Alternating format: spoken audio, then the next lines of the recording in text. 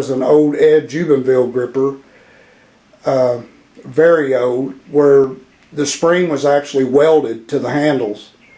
And then the gray gripper on the floor there to the left, second to the left, is one of my old original Ironman grippers that broke, and I threw it away, which I regret. My equipment has kind of evolved over the years, but that's what I had in 1997 just for weightlifting. That has nothing to do with my grip I had at the time. Here's two super grip athletes from Finland. That's Juho Haru to the right. That's a Captain's Crush number 4. Very well-known guy here, Teemu from Finland. That picture right there, the reason I included it is, number one, it's of Mark Henry's hand, who is incredibly strong grip athlete, and it was taken by one of my favorite modern day photographers by the name of Joe McNally. Okay, moving right along. Here's a picture I've got from Gary Stitch that I used to do. We wrote back and forth. We had written correspondence back in the early 90s. And he was the world record holder in the grip machine back in the day. There's an article that came out in a magazine. I think that was in 91. Gary the Grip Stitch. There's Robert Baraband's adjustable gripper. Here's some of my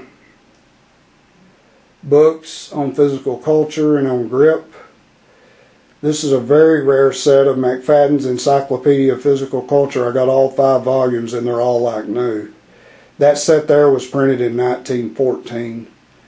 There's the Super Athletes by Willoughby. There's Gorner the Mighty, which was written by Mueller. There's some other books on the legacy of iron. Muscle, Smoke, and Mirrors, both volumes. I've got all the Strossen stuff. And then some of my more rare, valuable books I have in a safe. Here's a little known book that is really not well known, but it's by Willoughby and it's all about gorillas.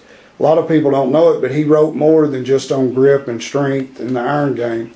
He was a leading authority on gorillas. There's some Captain's Crush number 3s. Down on the floor there's a 45-pound blob signed by Paul Knight. There's a silverback gorilla, a little stuffed animal. I got grippers hanging from my grip machine. That's a solid stainless steel grip machine. That was made by Ryan Pitts.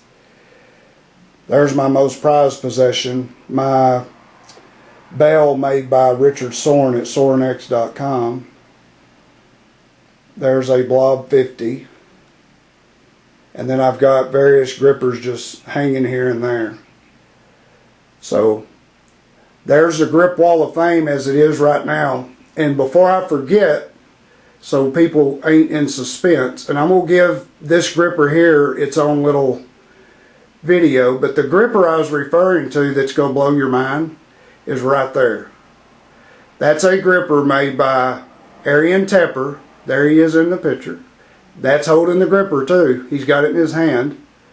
But what makes this gripper badass is, number one, it is badass because it's engraved on one of the handles.